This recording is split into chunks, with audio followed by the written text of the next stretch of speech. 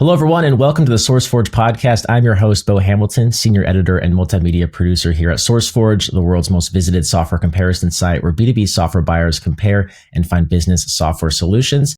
Today, we're joined by Sam Burgess, founder and CEO of Partful, a company on a mission to fix one of the most frustrating pain points in manufacturing, and that's after-sales support and spare parts identification.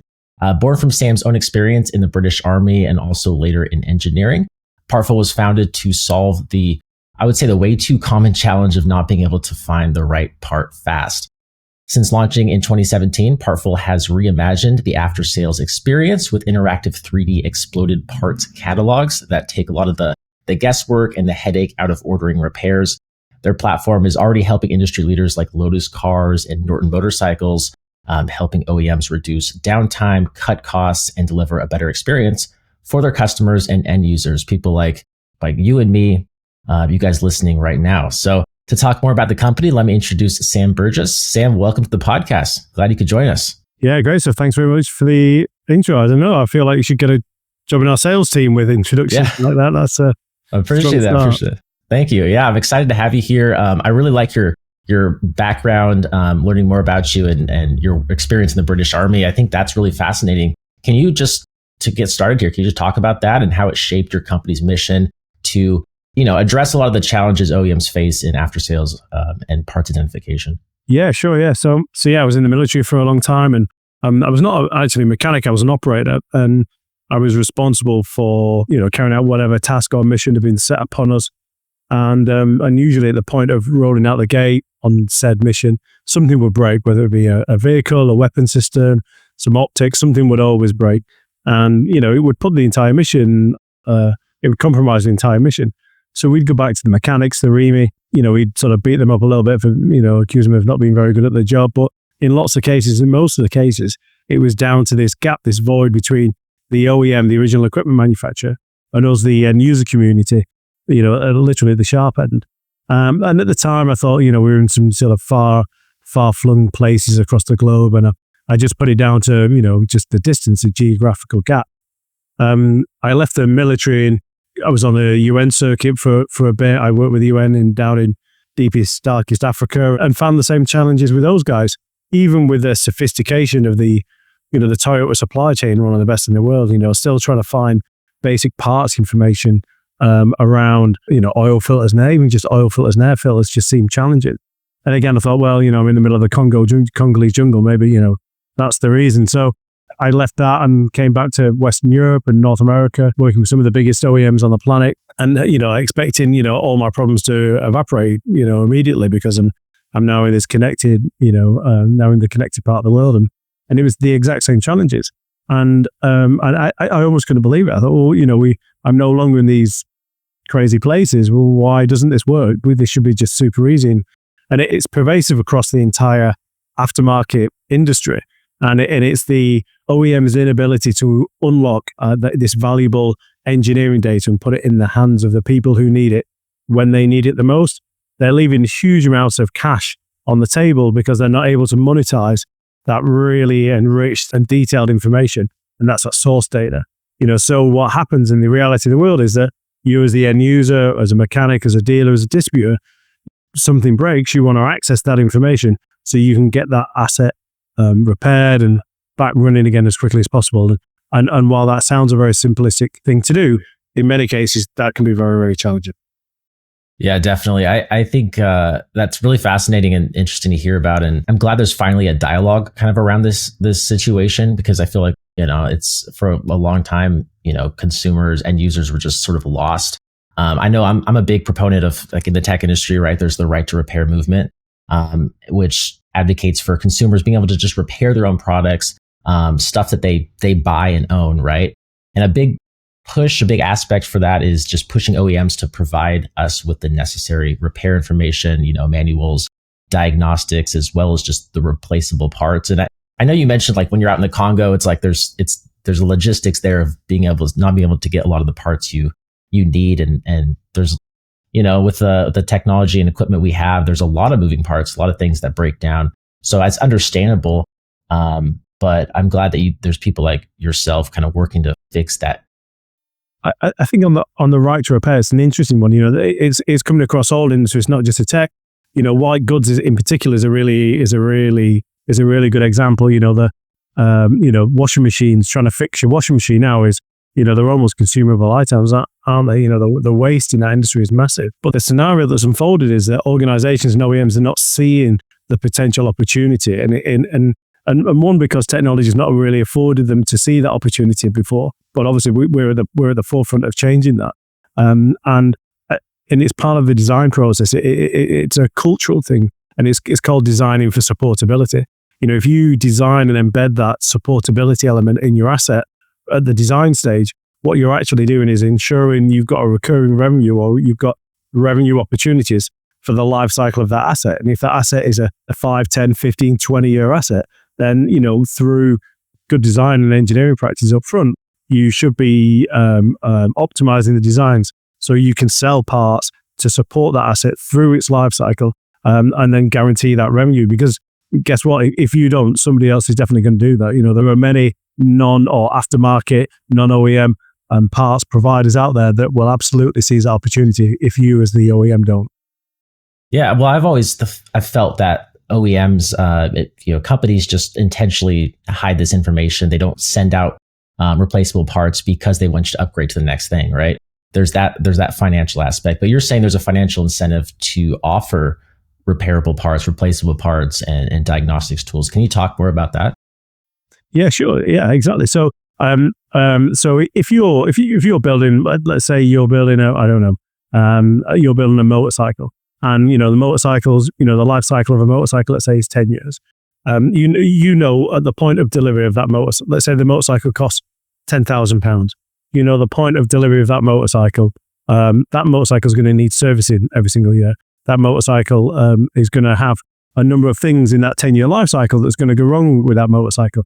It'll probably need maybe a new set of suspension after 5 years. It's definitely going to need some brake pads. It's going to need some tires. It's going to need a whole range of things in order to sustain it. And that's then not including any corrective maintenance issues, things through breakages, falls, or whatever.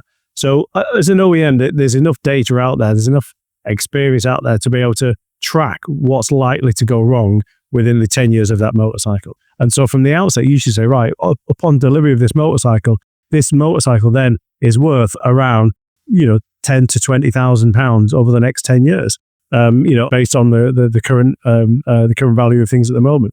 So actually, what you should be doing is providing the infrastructure in place to allow people to then buy those parts from you, the OEM, so that you can maximize the revenue through its life cycle. And that doesn't mean you need to produce any more motorcycles. You don't need to do any more marketing or invest much more money in what you're already doing. You just need to facilitate your user community to be able to order that part. And that at the moment just isn't, it is so difficult to do. There's an example that I use all the time where, so here I'm in Manchester in England, in the UK, and I'm fortunate enough to have the Peak District just not far from where I live. And I do a huge bunch of mountain biking. And I bought a power washer last year in order to keep my bike nice and clean. And over winter we had a freeze, and I had an O-ring, a seal go in my power washer. So I thought, go and buy a new seal pack from the OEM. So I went onto the OEM's website, and I just couldn't find the seal pack that went with the serial number of my power washer. And I just spent £450 on this thing. I spent so much money because I thought it was going to be reliable. And then, so in the end, I went onto eBay, found one within literally about 20 minutes, and got it. Came from the Far East, cost me about $2. There are 3 problems with that scenario. So the first problem is that OEM has now lost out on revenue, because I actively wanted to buy the OEM, the original equipment manufacturer part, because of the quality standards and all those things. And I wasn't able to, because they just simply weren't able to put the information that I needed in my hands at the point that I needed it. So because of that, I had to go elsewhere. So that was the first problem. They've lost out on revenue. There's now a reliability, maintainability issue in that I have a non-OEM part of an unknown quality standard with unknown tolerance levels that's holding together my £450 power washer. And that is definitely going to fail at some point. I'm certain that is going to fail. And then that leads to the third problem, is that when it does fail and it becomes catastrophic, there's a brand reputational damage there, I'm not going to buy that brand of power washer again, because there's no point in spending £450 on a power washer if I can't buy, $2 spares for it to keep it running. So they're the three main problems that we see across the whole of industry, from the smallest to the biggest OEMs on the planet, and they all face those challenges, all because they're not able to digitize that data, unlock that valuable engineering information that they hold within their engineering vaults, and put it in the hands of the people who need it when they need it the most. Yeah, well said. I mean, the reputation aspect is huge. That's very, very true. And I think you have the power washer. I think you could ask anybody, and they're going to have a handful of different, gadgets, products that they've used where they break down and they just basically have to get rid of it, donate it, or they just can't find the right part or the person to fix it. And it's a big problem. I know, like back to the car example and the motorcycle, and I can't say that I'm much of a car guy because a lot of I'm just frustrated with how many issues there are with cars and how expensive it can be to fix them. So I just kind of get jaded, and I'm like, I just want a car to get me from point A to point B, right? So if you're able to help address the parts issue and just lower costs for end users, that's a huge win. And can you talk about the product you are offering, the core functionalities of your exploded parts catalog? Because I think this is interesting. What is it, and how does it work? Yeah, that's a great question. So effectively, the current standards are there's a parts catalog industry out there at the moment, but it's fragmented. It's non-digital in most cases. And organizations are taking these highly valuable digital assets that they've built in the engineering process. They're deconstructing them and basically putting them in a PDF document. So they're just severing that digital thread almost entirely. What our solution does is that we have a platform that enables you to drag and drop your engineering data into the platform. You can then, within the platform, create your own parts catalog, which is a route to market for your parts. You can then export that out, and then you can distribute that by mobile phone, tablet, or laptop through the cloud to anybody who needs access to that. So what you're doing, Ed, you keep using the phrase, providing the information to the people who need it when they need it the most. And that is the problem that we're solving. While we produce 3D immersive parts catalogs, we're actually a data business. We're just using immersive technology to deliver the data that people need. That's fascinating. Yeah, I'd love to have you on a product demo or something to see exactly how that works from a visual standpoint. Now, from a tangible standpoint, I know you've worked with Lotus Cars and Norton Motorcycles. Do you have any specific examples of how these clients have benefited from this parts catalog? Yeah, sure. We're seeing an increase in parts revenue throughout pretty much all of our customers. We're seeing far greater customer experiences with the organizations that are using it. We're seeing the ability to bridge language gaps because of the 3D immersive nature of our platform. The need for lengthy text descriptions on certain aspects that the customers were using, they just don't need that anymore because the 3D immersive element does it. So if you imagine you're an OEM, you're trying to manage your technical publications, you're managing these PDFs. As soon as there's been an update within the engineering team, those PDFs are now out of date. So before you even think about languages, keeping version controls on these paper-based, PDF-based technical manuals is virtually impossible, because as soon as you issue them out, they're almost out of date.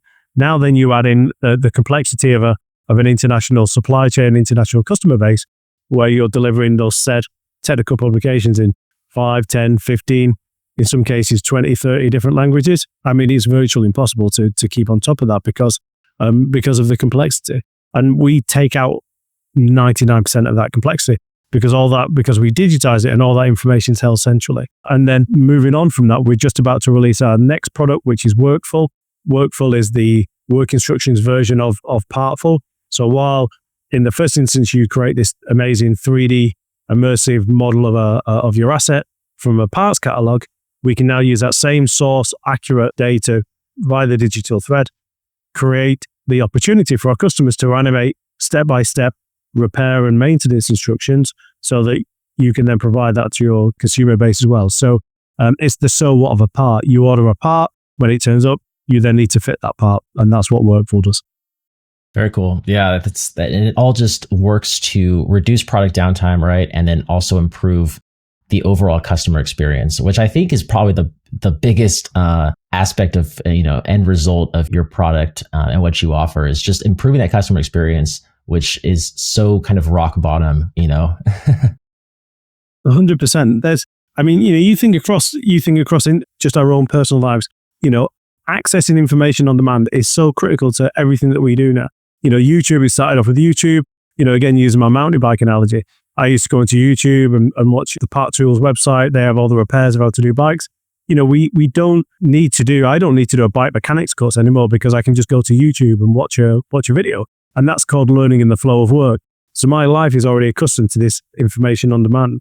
However, when it gets to, managing the assets that you buy, you just can't get hold of that information. Even taking like ChatGPT, I don't know, I've gone from zero in 6 weeks, I've gone from zero to almost my entire life being on ChatGPT. And that is the way I'm living my life. I'm using technology to support the actions that I want. However, when it comes to fixing my motorcycle, when it comes to, fixing my car, I just can't get access to that information. It's a real disparity. So the expectations of a consumer base are enormous. And certainly with the new generations of youngsters coming through who have been born with this access to information, and that's how they run their lives, and not being able to access that will be proven to be a significant downfall for some organizations if they can't do it. Absolutely. Yeah. You're speaking my language, because when I got my fixer upper home, I just went right to YouTube and started learning and watching all these different tutorials and YouTube videos of how to fix the thing. But if what you're saying, is you don't have that information to begin with when it comes to fixing kind of the finer details of a particular product. Yeah, totally. It's not just that. From an OEM, you've got a vested interest to make sure that repair instruction is correct. And as opposed to a video on YouTube made by, I don't know, some guy in his back shed in Grimsby, telling you how to, bleed a radiator system or fix your motorcycle. Or what this is an OEM controlled, pre-prescribed repair and work instruction that they control and own. And that ensures that good quality repairs are being, and standards are being adhered to, because they're controlling the information. If things go wrong, they can update it and distribute it. And it empowers the OEM, bridges that gap with digital technology, and doesn't guarantee, but it for sure makes it easier for consumers or users of that equipment to come back to the OEM to then order the parts, to then stay close to them because they see the value in that closeness. They've got that digital bridge now. They've got that digital connection, and there's a huge amount of value in that. Yeah. Now you mentioned your kind of incorporation of ChatGPT in your everyday life, and I feel like what often the case when we look at trends currently hitting the marketplace or quickly approaching, the discussion turns to artificial intelligence. From the after sales market, I'm not so sure. Does this technology have a big impact? What kind of tools and tech are you using right now to help solve these issues? So it will do in the future. The challenge is that a lot of this data at the moment hasn't been digitized, and it's not been captured or structured in any way particular form, and it's all really fragmented. Even on an individual business by business case, it's exceptionally fragmented. So then when you amalgamate that across the entire, industry, global production side of things, it's incredibly fragmented. So then they're not yet really fully able to utilize the full power of AI because the data is not there in the first instance.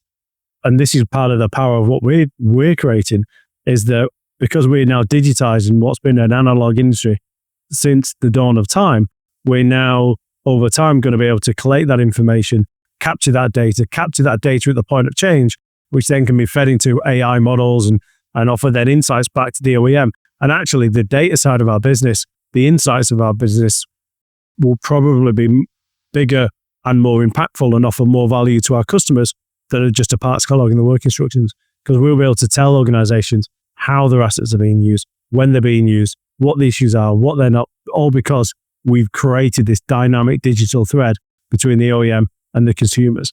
And this isn't just for the big OEMs that, with a large dealer network infrastructure that they can have. We have a lawnmower manufacturer here in the UK, Allet, they're an SME.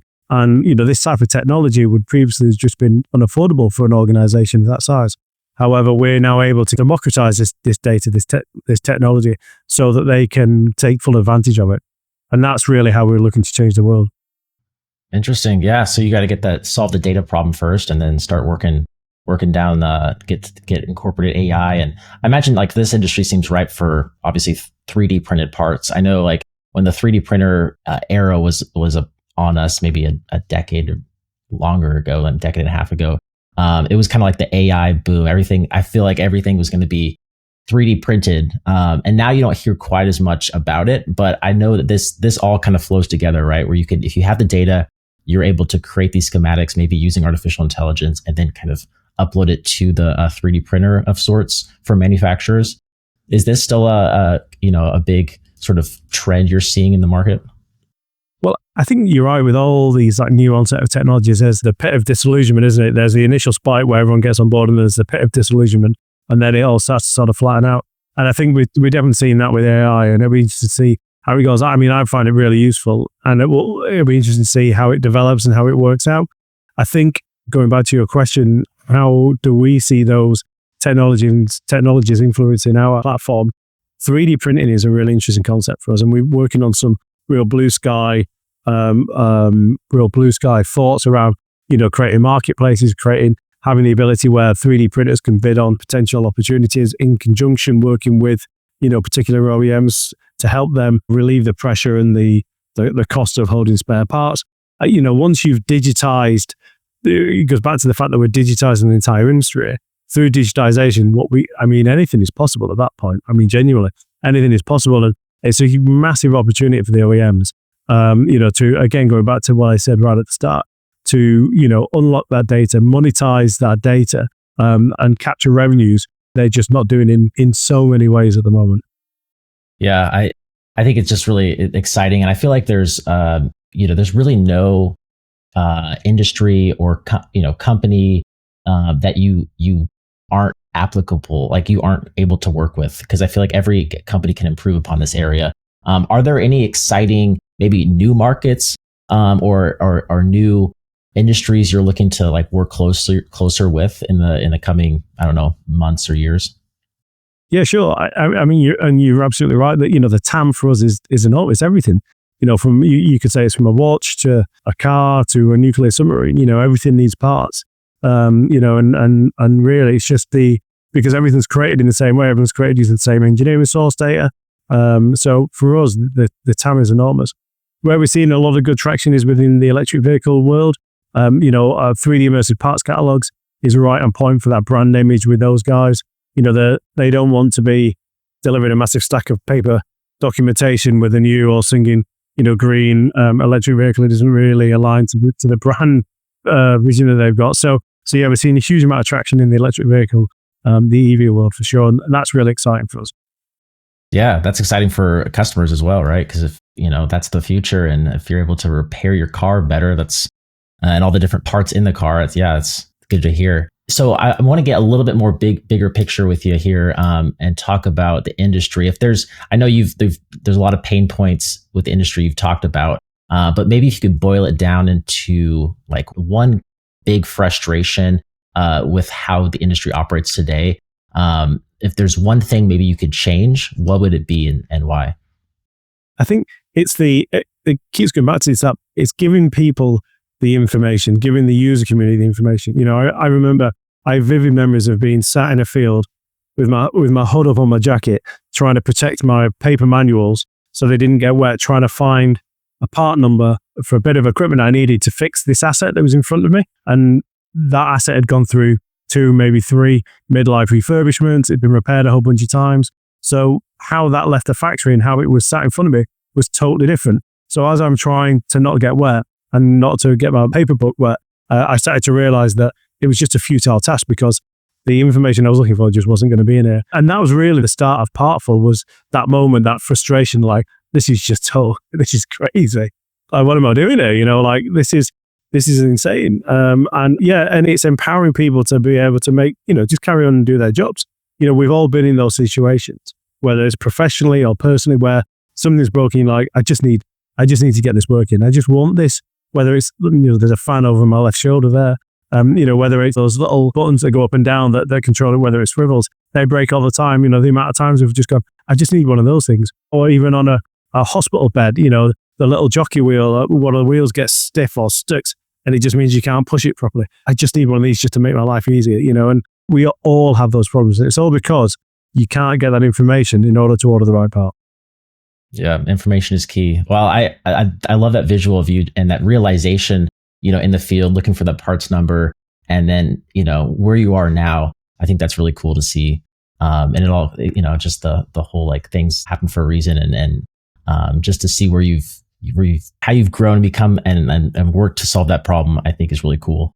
So I appreciate that. Thanks for sharing that. And I want to get also kind of go full circle here, and get maybe in the big picture, get some insights into your personal experience with having that engineering background and the military experience. I'm just curious, like maybe you've developed and learned some, unique and maybe rigid ways of dealing with the difficult situations. And when it comes to the business world, there's, no shortage of them.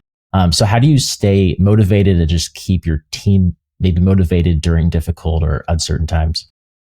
Well, that's a great question. I think for sure, that I think in the military, obviously, there's lots of opportunities to polish your leadership skills and those communication skills. And I think, one of the things within the military doctrine is around, clear communication. It's all about clear intent, aligning what the mission is. And that's something that we were really clear with right from the outset. It was funny, one of the guys in the marketing department stumbled across some really early days, like marketing material that I put together. And while the visuals were appalling and will never hopefully see the light of day again, the message was absolutely bang on. The message has been unwavering. And I think that clarity in what we're delivering has been the real driving force with, bringing the team on board, making the direction clear, enabling everybody to get behind it. We aligned that with some, really solid values. And, we've been cracking after it ever since. And, we're just about to we're releasing these 2 new products now. And, the mood in the camp is absolutely electric. We feel that we've got a strong wind behind us, and the feedback we've got from the first tranche of customers with these new 2 products has been absolutely exceptional. So yeah, I think whatever we're doing, we seem to be doing right at the moment, which is great. That's good. Yeah, that's exciting and very important communication. And I think the industry and how you're able to fix a lot of these issues, I think that just naturally has an excitement around it. And, your team just probably feels inspired and actually feel like you're able to make a difference, which maybe is not the case in a lot of industries, Yeah, totally. It's funny, we've just brought in a new sales guy, and he was saying that, he said, from where the cold calls that he used to do, he said, I was used to people just putting the phone down on me like constantly. He said, well, here, he said, people actually want to talk to you. He said, well, as soon as you explain, the problem you're solving, people are like, oh my God, really? Yeah, let's talk. And he's sort of having a bit of a readjustment in his own psyche and nervous system, that he's not expecting people to just hang up on him all the time, that actually people want to engage, because we're solving a real problem, a real massive problem. Yeah, definitely. Salespeople, I feel like I hear the word and title sales, and I kind of just get turned off a little bit from my own past uncomfortable experiences. So I can totally imagine that. Now, I'm along with the last question I had for you. I'm curious if you have any advice for people who are just maybe facing challenges of their own. Maybe they're not sure how to like cope with them. It could be related to the business world, just again with trade wars and tariffs and things kind of just maybe are uncertain. I know it's all relative, but any sort of like last little bit of advice you'd have for listeners dealing with maybe uncertain times? Yeah, sure. I mean, I'm going to throw a whole bunch of cliches at you, but they're true. Only worry about what you can change. That's a top one for me. I have a list of things that I worry about, and there's a whole bunch of other things that happen behind the scenes that I just can't. To the point I don't even watch the news anymore, because I can't change it. I'll vote once every 4 or 5 years, our elections here in the UK. That is the only time I can really make any change in those sorts of environments. So I just don't worry about it, and I just worry about the things that I can change. And then with the things that I can change, it's perseverance. You just got to keep tracking on, keep, moving forward, keep making a difference. And even that's sometimes really small incremental steps, and it's got to be small incremental steps. Sometimes you make big, massive leaps forward, and sometimes you do. And, but you just got to keep moving forward, keep churning away. And, for me, that perseverance always a little bit further is a big one. There's no substitute for that, I don't think. Now, was there also a time where you can think of, I don't want to put you on the spot here, but where you've made a small change at your company that really ended up having a kind of a big like impact, big snowball effect? Oh my God, there's been so many. I mean, there's been, like certainly think back to the early days when, when there was, it's funny, when I first left the military, I couldn't even spell AWS and I had to recruit an entire tech team. And we started just at the start of COVID. So we started recruiting tech guys remotely. And I think our entire journey has been like that. One thing I like to think, I feel like I'm a really good problem solver. And, that was certainly born from my days in the military. And, as a CEO of a business, every day is just littered with problems, and I think where I guess I probably made the biggest changes is accepting that my life is one continuous problem that needs to be solved, and two, compartmentalizing it in a way that it's manageable. Otherwise, it can just get, it can quickly get quite overwhelming. But compartmentalizing it just gives you the barriers and the gaps in order to be efficient. Otherwise, you just get lost in the swamp. Yeah, absolutely. I mean, you get overwhelmed. That's something I, constantly deal with, right? Is whether it's like watching the news or, just, I think having so much information, kind of information overload, you kind of don't even know where to begin. So just kind of maybe starting small, focusing on one area, and just working to improve from there, I think is huge. And, that's really fascinating to just hear about, your perspective there. And I want to just again bring up Partful. Before we sign off here, I want could you summarize the two products and two main services you offer clients, and then maybe if you have a place where they can go to just learn more and get in touch with your team. Yeah, sure. So we have two products, Partful and Workful. So both products start by ingesting that source data. So we create the digital thread. And then at the point that we've created this digital thread, this digital representation of your asset, we then can provide you access to that information via Partful, which is a parts catalog, an immersive 3D parts catalog that can take minutes to produce. And then you can distribute that to your customer base to allow them to start ordering parts literally within a matter of minutes. So from zero to part selling hero in 10 minutes.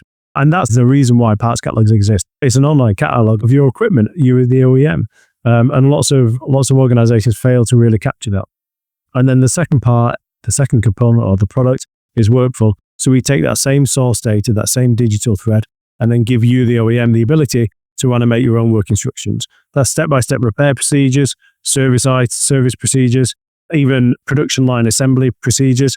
It's all possible. And once you've created that content, again, you can distribute that out to your community, your dealer network, your users, to allow them to see how and when to carry out those repairs when necessary. And in total, what you're doing is you're digitizing your after-sales ecosystem, monetizing data that you already have to a significant effect, and giving your customers a far greater brand experience and increasing your parts revenue. It is an absolute no-brainer when you look at it like that. And it's why we're on this incredible journey right now, which is super exciting. Yeah, that's great. Thanks again for summarizing that. And I know Partful.io is a great resource to go to. Are there any other areas places to go to get in touch with you and your team? All the information is on Partful.io, info@Partful.io if you want to drop us an email. Obviously, we're on all the socials and LinkedIn. All right, Partful.io and LinkedIn. Awesome. Well, thank you so much for just taking the time out of your day to talk with us about the after sales support and spare parts identification industry. It's a mouthful, but I feel like I could honestly talk to you about this for hours on end. And then also, I want to have you back on a product showcase. Maybe get like a visual demo of your product and the catalog. I think that'd be pretty cool. Yeah. Just throwing that out there. Yeah, no, 100%. I'd be up for that. It's a really visually a very powerful component to our sell, and it gets a message over. Picture paints 1,000 words. So yeah, we'd be up for that. Yep. Awesome. Well, everyone, that's Sam Burgess, founder and CEO of Partful. Thank you again for listening to the SourceForge podcast. I'm your host, Bo Hamilton. Make sure to subscribe to stay up to date with all of our upcoming B2B software related podcasts. I will talk to you in the next one.